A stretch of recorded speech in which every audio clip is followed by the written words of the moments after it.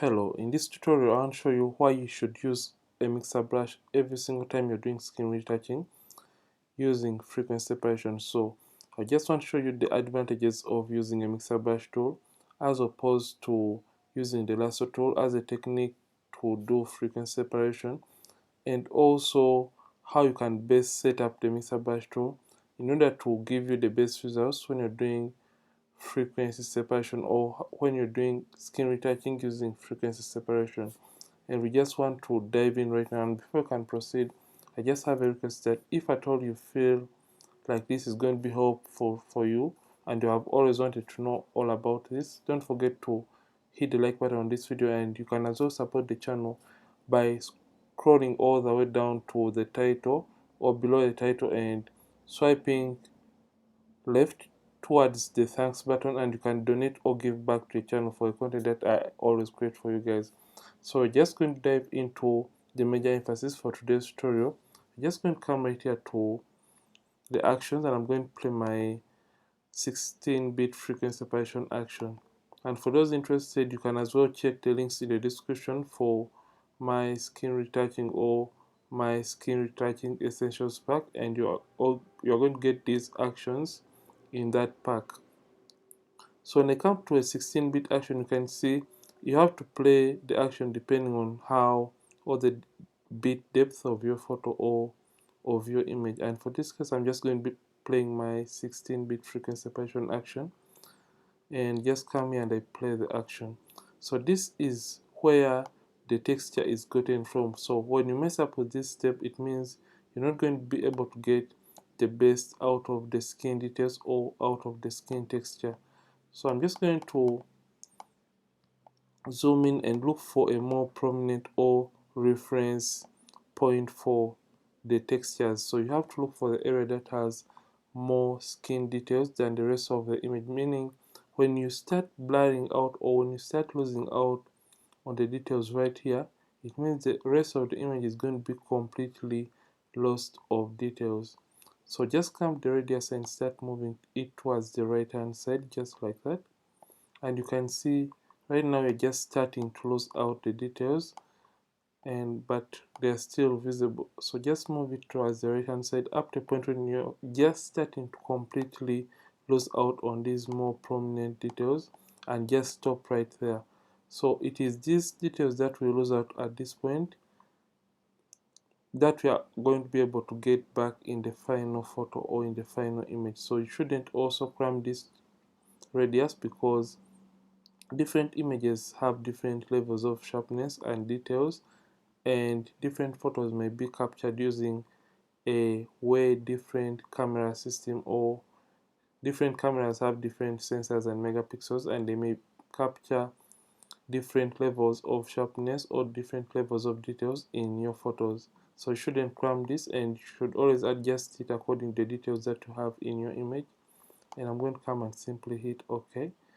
And now it is going to play the action, and for this case, before I do anything, I'm just going to come and I turn off the whole player or the black and white whole player. And if at all you feel like it is really helpful, you can just leave it on, and you come to the low frequency. Make sure the low frequency layer is selected, because every single time you're doing frequency separation, we always want to do it on the layer that is containing the colors or the skin tones. So we're just going to come to our lasso tool. So I want first of all compare for you the results when you're using the mixer brush tool alone and when you are using the lasso tool alone. So for this case, I just want of all to compare for you the lasso tool technique and those that use it, and the disadvantages you may come across or encounter when you're using only the lasso tool. So the feather is going to be 22 pixels, and the new selection mode is going to be active. And I'm going to come right here and I make a selection on the skin. So you left click and move around just like that, and you draw around the skin area, and you come to filter blur and come to Gaussian blur. So at this point, that is when you have to move this radius towards the right hand side up to the point when you feel like you are getting the best details out of your skin or out of the image. So at around 2021, that is a very nice and sweet spot. So I'm just going to hit OK, and I'm going to deselect. You can hit Command D or Control D to deselect, or you can just click anywhere, and this is the result from our lasso tool. So when I turn off the black and white layer, yeah, the lasso tool really does a nice decent job. So when you see the before and after, it has done a decent job, but in some areas we still have those patchiness or that unevenness, because when I just turn on the black and white overlay play and I simply darken that even more, you can start we still have unevenness within the skin tones of the model. And remember, when you're doing skin retouching, oftentimes you just want to blend or have the most even skin tone transitions in our photo, but when you look right in some areas, we have that uneven or inconsistent skin tone transitions, and that is going to be not going to be as effective as we want it to be. So I'm just going to come and I undo what I did using the lasso tool, and I first of all show you the difference it's going to make when we are using our mixer brush tool as a technique to blend or even out the skin tone transitions. Just going to hit Control Command D to deselect. So I've undone what I did using the lasso tool so that I can compare with you what the mixer brush tool is going to do. So I'm going to first of all turn off the black and white layer. Then I come to my brushes, right click and get my mixer brush tool. So you have to set up the mixer brush tool so that it is going to give you the best results out of your skin retouching process. And in order to set it, when you select the mixer brush tool, so you right click under the brushes section and you get your mixer brush tool. Then you, if at all you have an older version of Photoshop, you can find the mixer brush tool right down here. So just come and make sure the brush setting, the hardness is at 0%, and make sure it is a clean brush. We have these options. The first one is load the brush after each and every stroke, and the second one is going to be clean the brush after each and every stroke. Remember, when you're blending or mixing the skin tone transitions, we want the brush to be as clean as possible, because we don't want to carry a different color from maybe a shadow area to a highlight. So make sure the first option is checked. The weight is 9, load 75, mix 90, flow 100. Make sure sample all layers is not checked or marked, because when you sample all layers and you come, for example, and you start painting on the skin area, it is also going to sample the details from the texture layer, which we don't want. We just want to work with the colors or skin tones. So make sure this option is not checked. And some other people prefer to use 30 all through, but I prefer to use a weight of 9, load 75, mix at 90, and the flow at 100%. I'm going to, right now I prefer to use the mixer brush tool when I've turned off this high frequency layer, and you can as well work with it when you're on a black and white as a whole player. But if at all you want it to be better or effective, just use it with the high frequency layer turned off. And now you can increase or decrease the size of mixer brush tool by using the box brackets or the open and close brackets on the keyboard. And how to use it, just simply left click and start painting. But as you're painting, you're going to be noticing that it is going to be a little bit plastic, but that is our emphasis, because the high frequency that is containing the details has been turned off. So our aim is going to be painting colors that look alike, and painting where those colors are just trying to transition to a different color. Just going to come and paint just those colors, reduce on the size by using the box or the open and close brackets on the keyboard, and just painting colors that look alike in this photo, just like that. Just come and paint through just like this.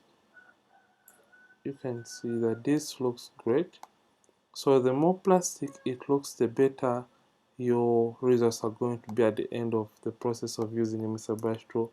and you have to keep on playing around with the sizes of the mixer brush tool, and you have to be really patient, and you paint the way a given area is shaped. So for the forward, I'm just going to move my brush in an up down kind of movement.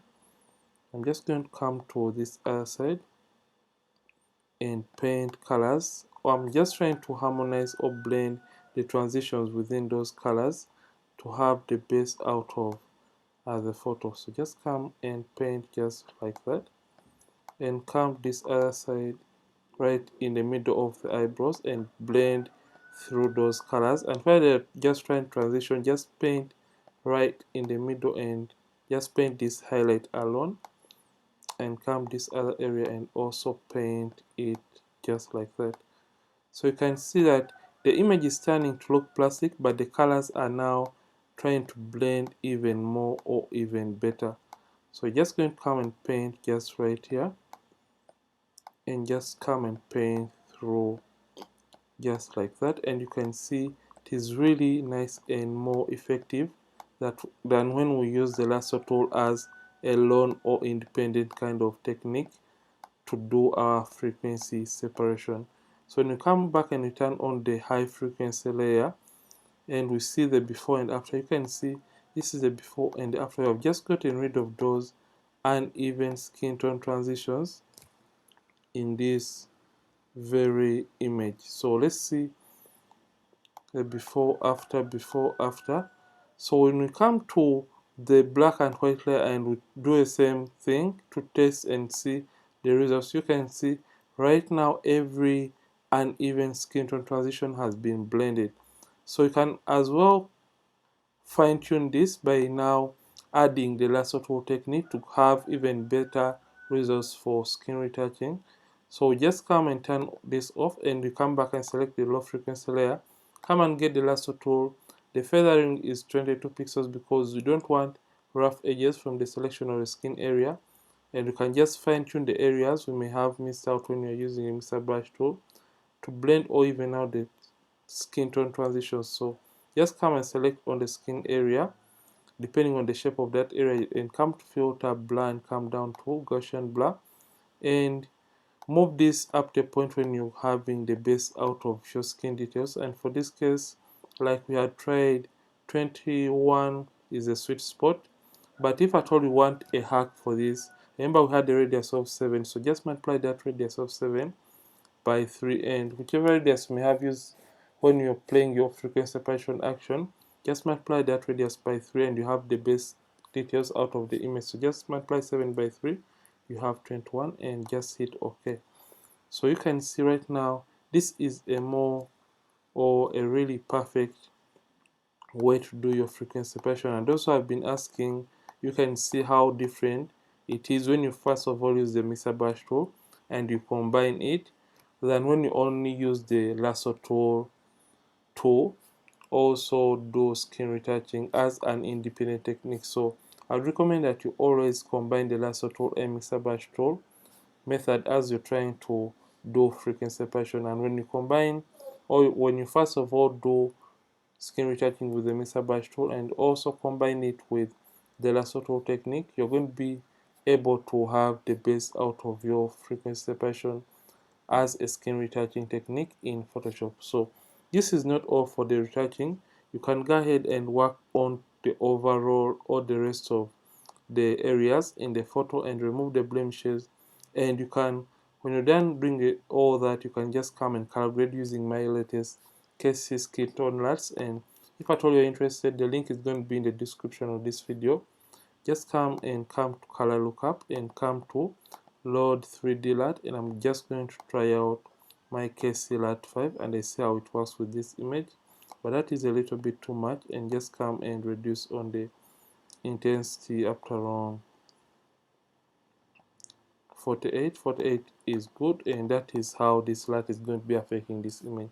So this is all for this tutorial, and if at all you have loved it, don't forget to like this video and don't forget to support this channel by saying thanks and donating this channel by hitting on the thanks button just below the title of this video, and you can swipe left towards the right or the left to see the thanks button, and you can as well give back the channel. Ronix from Ronix Photography. Thanks for watching and see you in yet more amazing tutorials, and don't forget, keep practicing and keep creating.